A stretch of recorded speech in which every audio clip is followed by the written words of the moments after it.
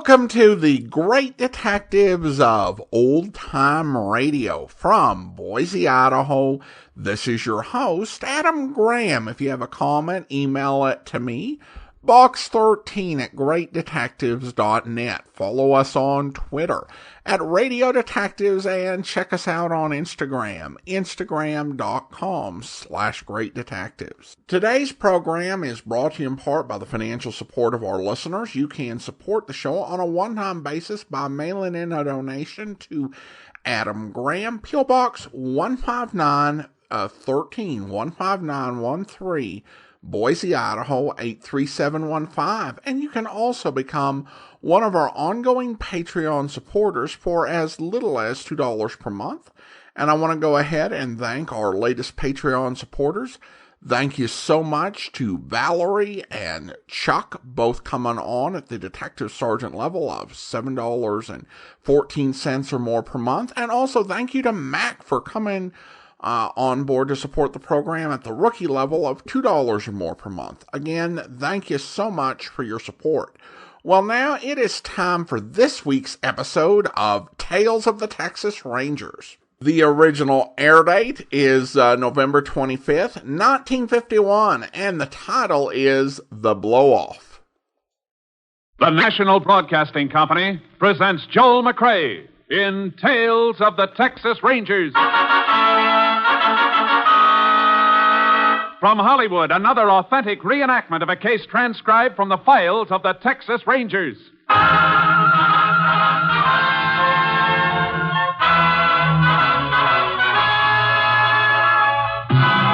Tales of the Texas Rangers, starring Joel McCrea as Ranger Jace Pearson. Texas, more than 260,000 square miles, and 50 men who make up the most famous and oldest law enforcement body in North America.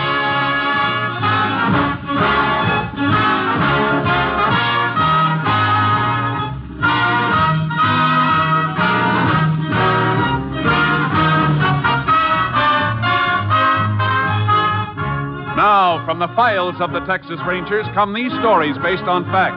Only names, dates, and places are fictitious for obvious reasons. The events themselves are a matter of record.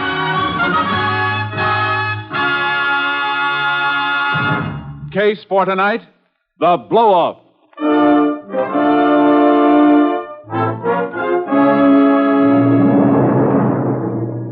It is approximately 11 p.m., June 16th, 1947. Aaron Courtright is watering the gravel apron of his Mobile gas station at the intersection of a farm road and Highway 75, a few miles south of Glenwood, Texas. A car drives up to the pumps. Yeah, howdy, folks. Howdy. Fill her up. You betcha. Hey, you got a telephone here? Yep, over in the office there. Better try that call again, Belle. Okay. Yeah, just take me a second to coil up this hose, and I'll be right with you. Yeah, pretty night, ain't it? Yeah, sure is. There we are. Fill her up, you say? Yeah, with special. Oh, sorry, mister. Truck busted the handle off the hand pump on my special. Regular be all right? I got no choice, have I? My car's about empty. Taking kind of a chance, weren't you? Why, what do you mean? Yeah, I was about to close up. Next station is better than 30 miles away you're heading. Well, we made it. That's what counts. Look, can't you hurry it up? Oh, sure, mister. Hey, what you doing in there? Hey, you get away from that cash drawer. Never mind her. Just hope this gun don't blow your head off. Now shove that nozzle into the tank. You ain't getting my money. You're fool. Please, look out. He'll kill you with that whole nozzle. Blame right, I will. That ain't me that's getting killed. Into the car, quick.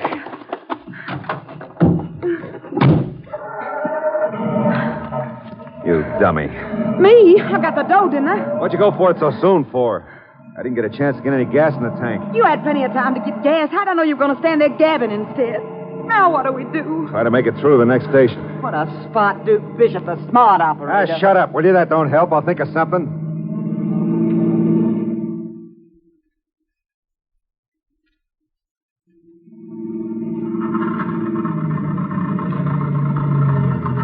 Well, that's the end of the gas.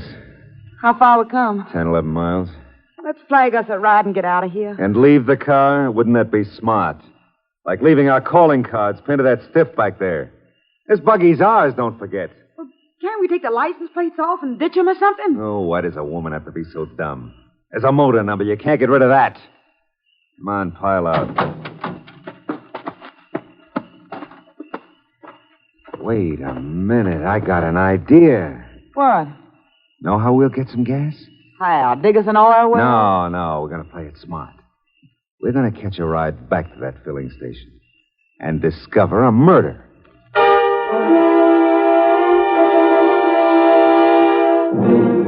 Sure appreciate the ride.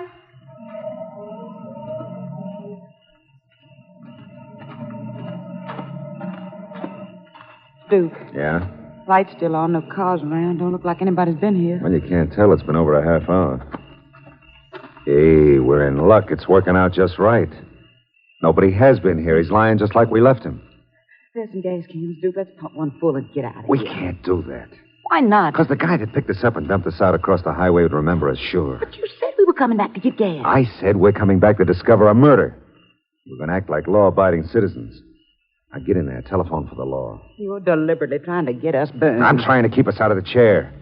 Now get in there on that phone, quick. Here comes a couple of cars. Go on.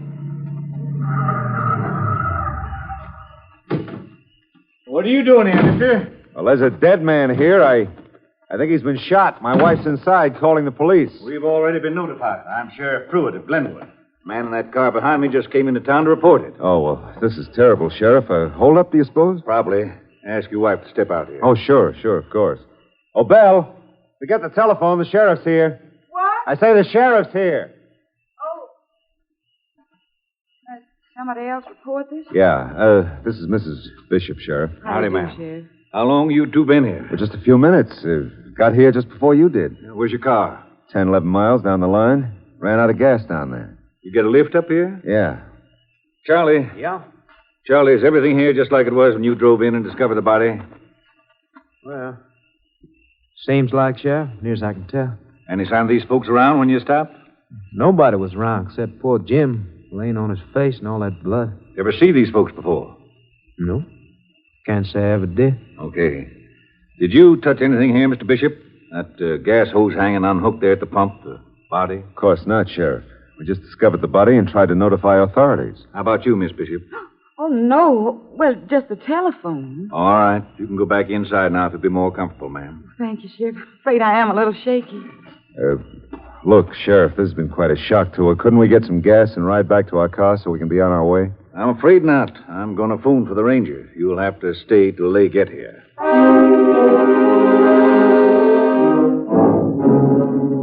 In response to Sheriff Pruitt's call, Ranger Jace Pearson was assigned to the case. Within 2 hours, he had carefully gone over the available information and evidence. All right, Mr. Bishop. I guess that'll be all the questions for now. But before you and your wife leave, I'd like to have your full name and address in case we want to contact you later. Oh, glad to, Ranger. Here it is on my driver's license. John Bishop, 980 West Pamela Street, Corsicana. That's Shady Rest. We have an apartment. Well, you're headed away from Corsicana now. When will you be back? Well, I've got an appointment in Houston tomorrow about a job, but we'll be back home, day after tomorrow. Anything we can do, Ranger, just let us know. Thanks. You've both been very helpful. Sheriff had his deputy over there get you a tin of gas. He'll run you down to your car. Oh, it's mighty nice of you, Sheriff. Glad to help out. Bye, Mrs. Bishop. Bye. Bye, Ranger. Thanks again. Good night. Right, decent folks, Jay. They sure seem to be. But a nasty case. Nothing to go on. Not much, apparently.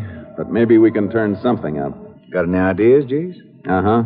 First off, I'm going to radio Austin for the lab crew. Have them scour this place from top to bottom.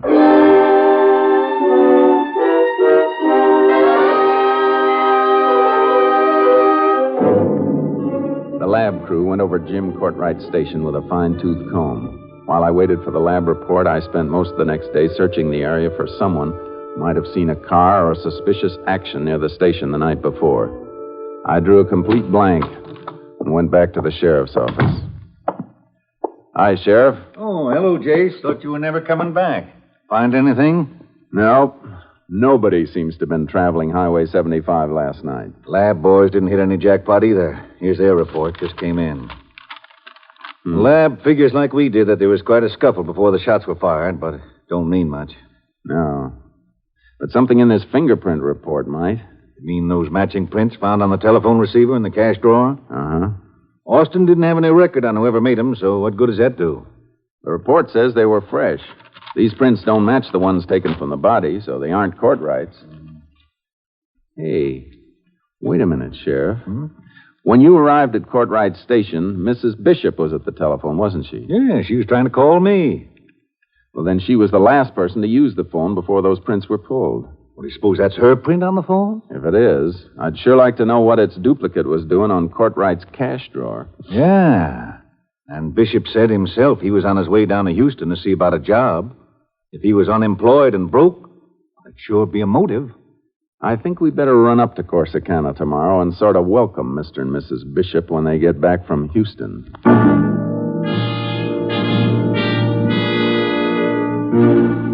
Late the next afternoon, Sheriff Pruitt and I rolled down a quiet Corsicana street to the address John Bishop had given us.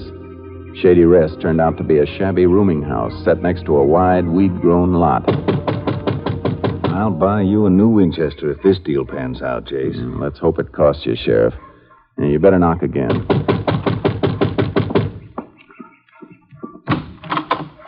Yes? Good afternoon, ma'am. This is Sheriff Pruitt of Glenwood, and I'm Ranger Pearson. Howdy. I'm Ethel Hastings. Miss Ethel Hastings. I'm the owner here. How do you do, Miss Hastings? I wonder if you could give us a little information. Well, maybe. What you want to know? We understand Mr. and Mrs. John Bishop are due back from Houston this afternoon. We were wondering if they've arrived yet. You mean Duke and Belle Bishop? Huh. They have not arrived, and they're not going to. What makes you so sure? Because I evicted them, that's what. Evicted them? When? Day before yesterday morning. Well, that's the morning of the same day the Courtwright thing took place, Jace. Yeah. Oh, why were they evicted, ma'am? Well, I'm patient, and I'm long-suffering. But I'm a woman alone in this world, and I have to look out for my own interests. That pair's been living off me half the winter and all spring, and there just had to be an end to it. Non-payment of rent, eh? Would you say they were broke? Well, if they wasn't, they sure had it hid good. Any idea where they were going? To perdition. I'll guarantee that, the way the two of them lolled around all the time, drinking and turning down offers for honest work. Well, what I meant was, did they leave a forwarding address? No, but they'll be sending me one as soon as they locate. You can count on that. Well, you seem pretty sure, ma'am. I am. They only had one thing of any value. Beat-up old trunk that they tried to sneak out to their car. The way they hollered when I locked it up for the back rent, it must be worth something. I told them they could send for it when they had my money. You mind if we look at this trunk? Well, now I don't want to do nothing wrong. But with the law with me, I guess it'd be all right, wouldn't it? I think so, Miss Hastings. Well, then come right this way with me.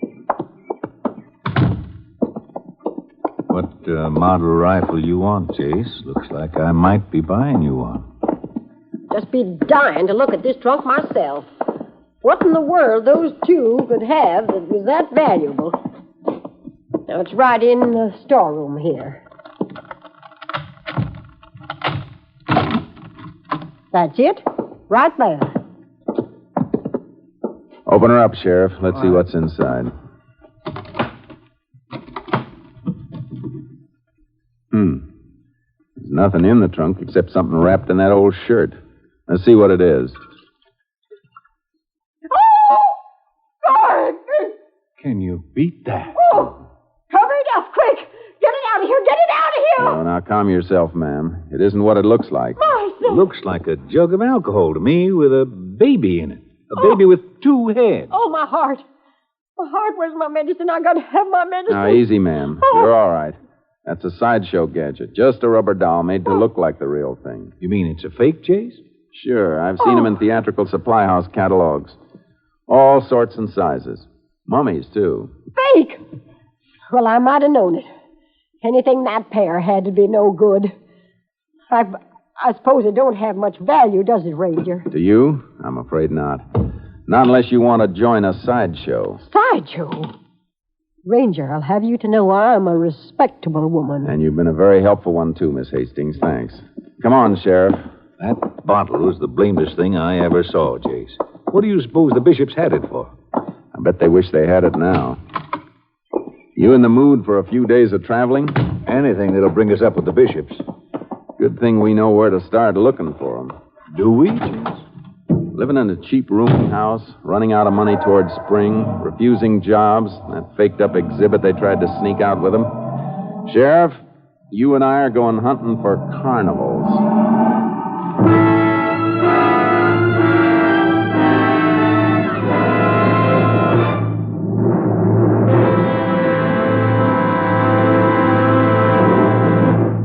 In just a moment, we will continue with Tales of the Texas Rangers, starring Joel McCrea as Ranger Jace Pearson. It is absolutely imperative that our armed forces have an adequate reserve of blood plasma at all times. The only answer to this crisis is you, the American people, who have never failed in such an emergency. The Department of Defense urges every one of us to contribute blood plasma. Blood cannot be manufactured or cultivated. It must be given by human beings to save a life. Make an appointment right away to donate a pint of your blood. Then, know in your heart that you have saved a life.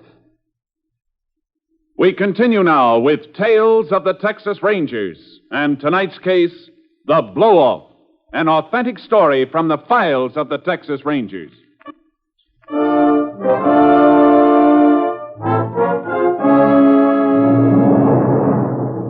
Working from published carnival routes, Sheriff Pruitt and I tracked down one show after another without finding any trace of Duke Bishop and his wife. No showman's organization had ever heard of them.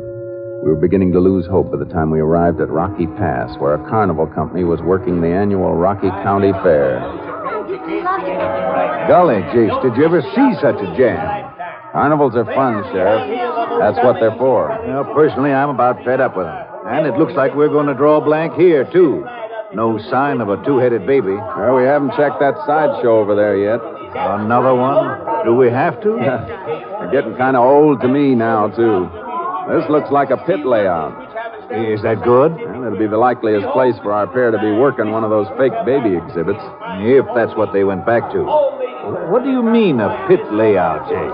Pit shows, they call them. A lot of acts and exhibits under one top. One admission for the bunch. They use pits instead of platforms to separate the performers from the audience. What a business. Come on, let's see if this show's got anything to interest us. Most extraordinary assemblage of marvels ever gathered together for the edification of mankind.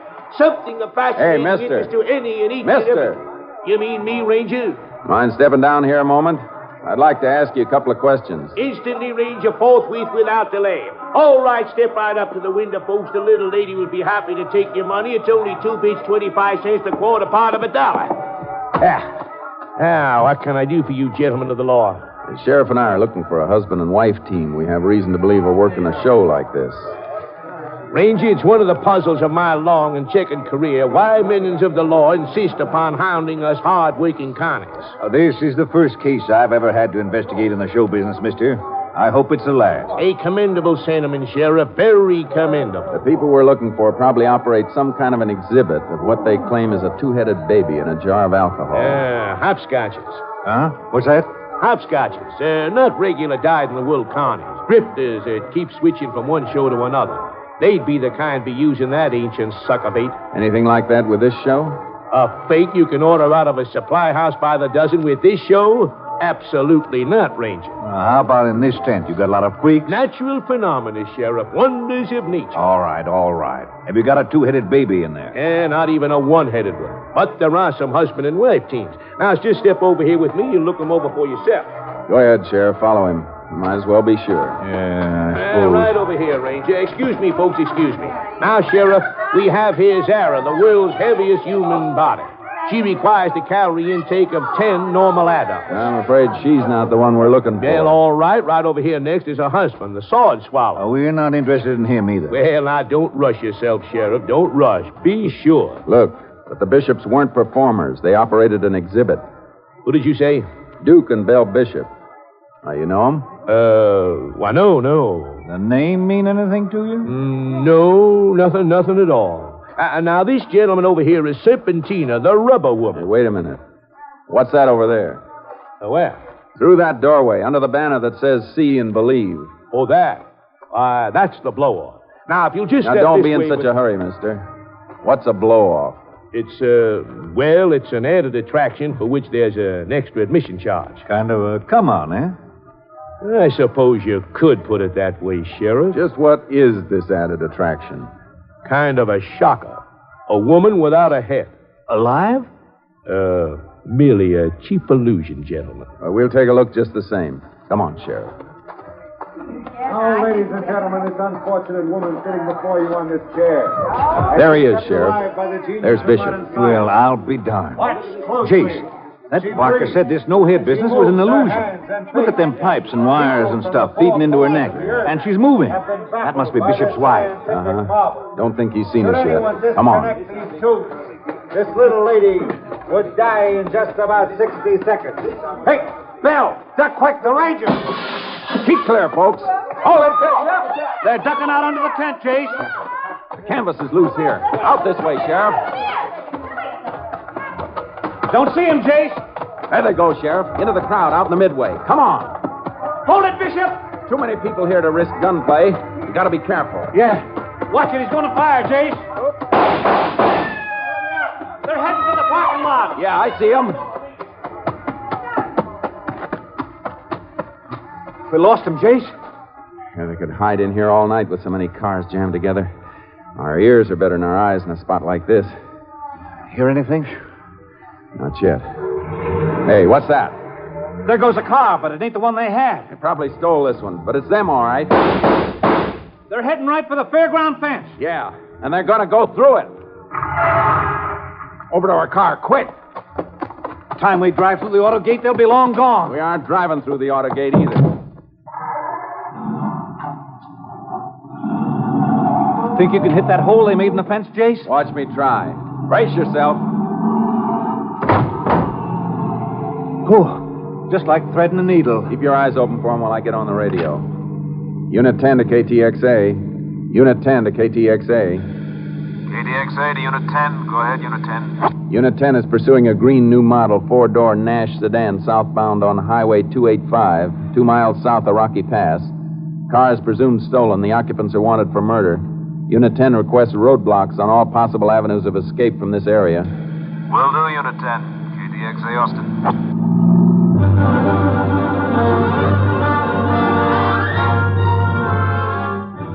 Although we drove at top speed, the pursuit ended at a Ranger roadblock 50 miles south of Rocky Pass. Units at the roadblock had not seen the described car, so we knew Duke and Belle Bishop had turned off on some tributary road before they reached the barricade. We turned back on Highway 285 to search for them. There's the farm road I was talking about up ahead, Jace. They could have taken it. Yeah, pretty sparsely settled country out west of here. Let's take a look, Sheriff. Sit tight, Jace. I'll check it. See anything, Sheriff? Well, this looks like it, Jace. Fresh tire tracks. Somebody made an awful fast turn off the highway.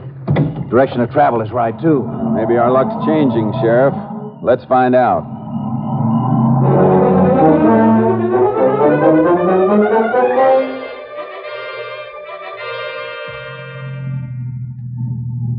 The road's sure getting rough. Yeah, it's beginning to get dark. If we don't get a line on that pair pretty soon, Jace, they may dodge us altogether. I don't think so, Sheriff. They've been giving us a bad time, and they may give us a worse one, but the department's got this whole area isolated. Before we're through, we may wish we had your trailer and our horses. Yeah, I was thinking of that, too.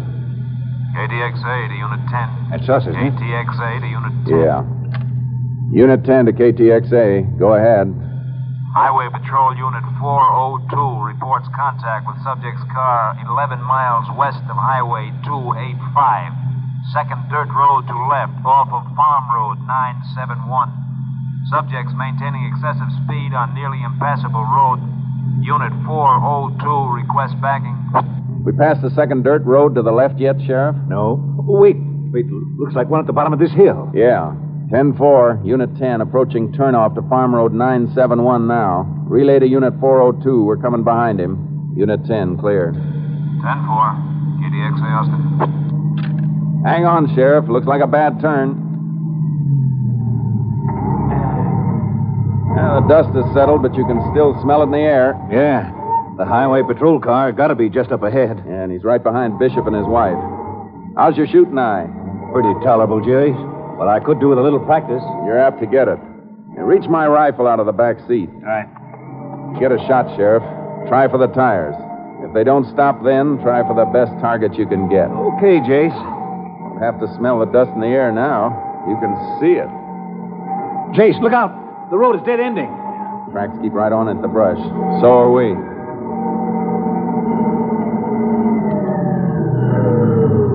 Oh, what are you stopping for? You see something? Look, in that little gully. The highway patrol car. On its side. Watch yourself, Sheriff. Keep that rifle ready. No sign of the other car. Its tracks keep right on through the brush. Here. Give me a hand with this top door.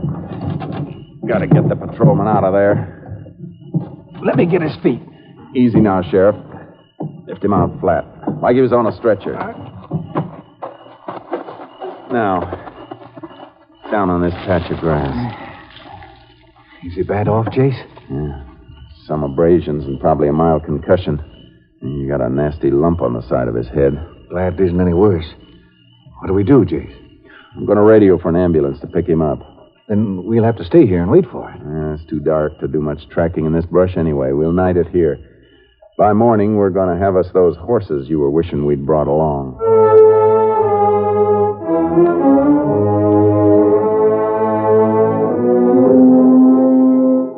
The highway patrolman was not seriously injured. During the night, our horses were towed into us. And by sunrise, the sheriff and I were in the saddle working toward other mounted rangers, closing in on Duke and Belle Bishop from the opposite side. We found their car, and much later in the day, followed their tracks to a small, dilapidated ranch house. Whoa, Sharky. Oh, boy. Somebody's home there. Smoke's in the chimney. Yeah. But listen, Sheriff. You mean that old cow talking? Yeah. What's it sound like she's saying? She sounds like somebody forgot to milk her this morning. Would a rancher forget something like that? What are you driving at, Jace? Suppose somebody put the rancher out of commission so he couldn't take care of the cow. And a minute ago, I was ready to ride right up to that front door. Yeah, I'll leave the horses here. We'll work the rest of the way on foot. It's going to be ticklish business. If they're in there, they've probably got their hands on every gun in the house. I got a hunch they may try to bluff it out till we actually bust in on them. You take the front door. I'll cut around to the back. Whichever way they break, then, we'll have them. We better have a signal so I know when to rush the front, Jace. Make you rush if you hear a shot or if I holler. Whichever's first. Right. Good luck. Same to you, Sheriff. We'll both need it.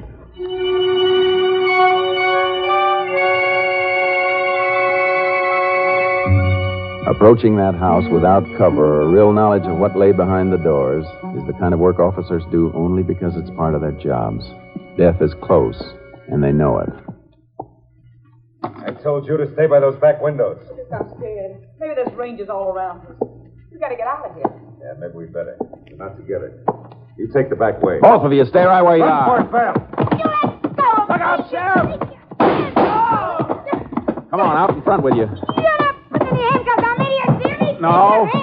There. Ought to gag you like that couple lying there in the corner. Now, out on the front porch. Oh.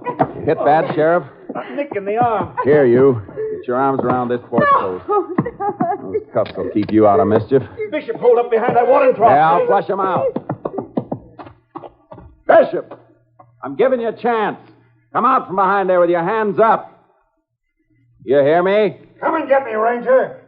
Okay, I will.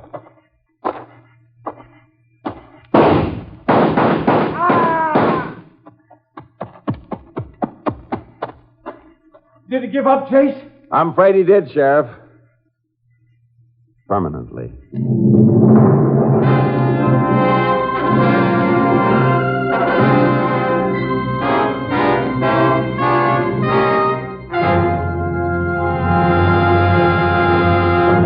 Duly tried in the county courts at Glenwood, Texas, Belle Bishop was found guilty as an accessory in the murder of Jim Courtright. Her sentence, 50 years in the women's prison at Goree. Next week, Joel McCrea in another authentic reenactment of a case from the files of the Texas Rangers.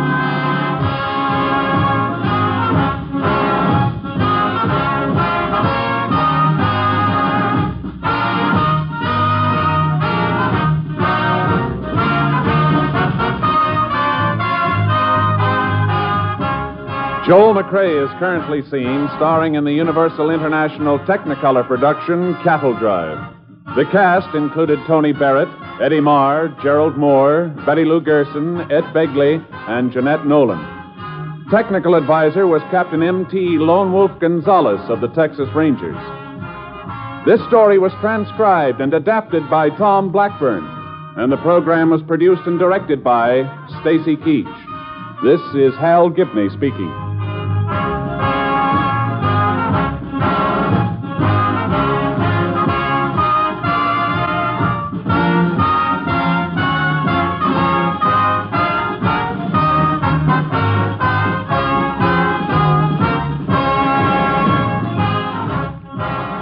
It's the Silver Jubilee on NBC. Today, it's The Big Show, with guest stars including Mary McCarty, Dane Clark, Martha Scott, Phil Foster, and your charming hostess, Tallulah Bankhead. Then join in the fun on the sparkling Phil Harris-Alice Faye Show.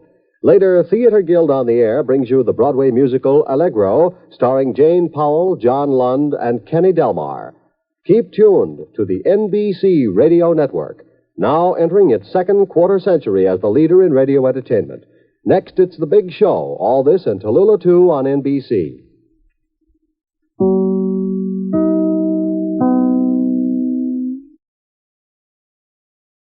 Welcome back. Well, I actually thought the title, The Blow-Off, was based on them, skipping town without paying the rent, or giving the police false information about their location. But then we find out it was the name of the sort of scam attraction they were running. From what I understand out here in the West, where I've lived most of my life, I've never seen or heard any notice of these sort of attractions. And I think there's a sense in which they're disappearing. They might be more prominent, or there might be more survivors in other parts of the country, but they're definitely less common than they once were.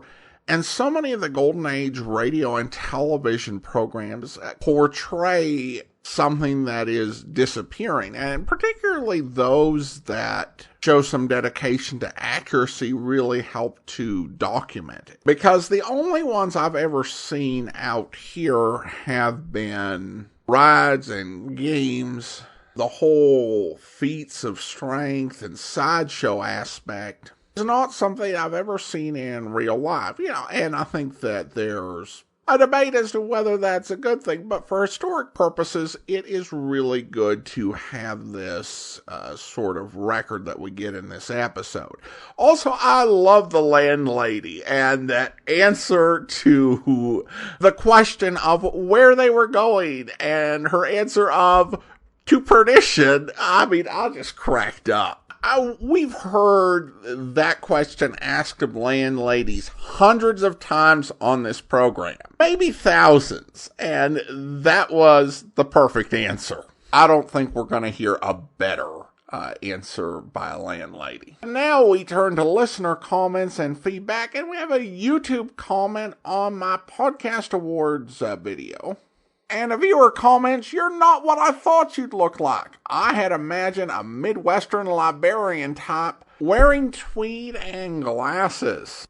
It's interesting because different people have different imaginings of what I look like. On those few occasions that I've met a listener, I've been told, "You're not what I imagined you'd look like." And that's okay. Even though I'm not a fictional character, people have their own, mental images. And I get that, because I've listened to programs. When I was big into listening to talk radio, I never was really tempted by the sort of premium sites where you would get to watch a video of the host hosting the program. Never been an interest, because it shattered my illusions. Now, I do need glasses to drive, and I'm probably going to have to start wearing them even more as I get older. And I will also say that even though I don't own a tweed jacket. I do love a good blazer or sports jacket, and I wear one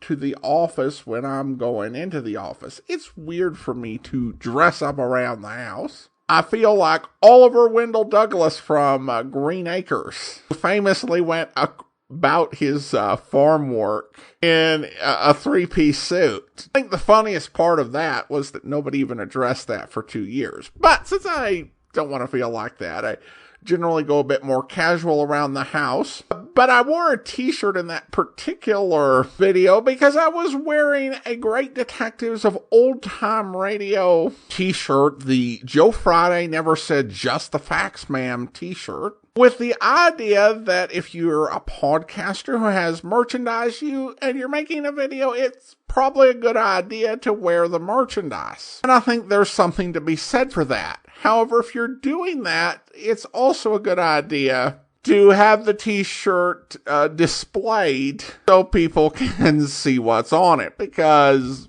from the angle I shot it, it just looks like a random green t-shirt. Now, I did dress up a little bit with a tie, dress shirt, and a fedora to record speeches for the Podcast Awards, with the results being announced on September 30th, International Podcast Day, at podcastawards.com. If I win in either of the two categories we've been nominated in, you can see my speech over there.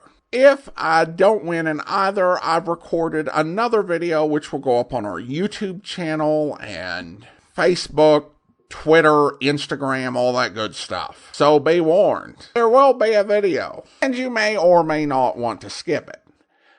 Thanks so much for the comment.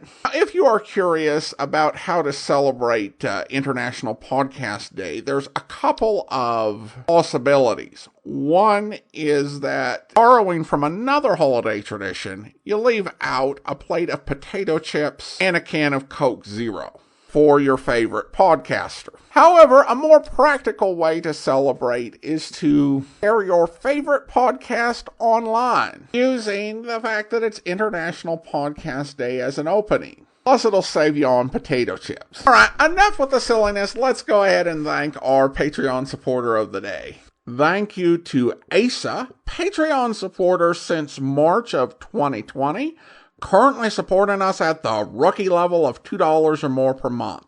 Thanks so much for your support, Andrew. And that will do it for today. If you're not subscribed to our podcast, you can do so using your favorite podcast app, including TuneIn, Google Play, Apple Podcast, or the Amazon Music Store at amazon.com/OTR Detectives. Also, if you are enjoying this on YouTube, be sure to like the video, subscribe to the channel, and mark the notification bell. We'll be back next Saturday with another episode of Tales of the Texas Rangers. Tomorrow, over at videotheater.greatdetectives.net, tune in for U.S. Marshal, and you can subscribe to our video podcast there. But listen in on Monday for The Adventures of Sam Spade, where He looked like a mad scientist, and that's exactly what he was.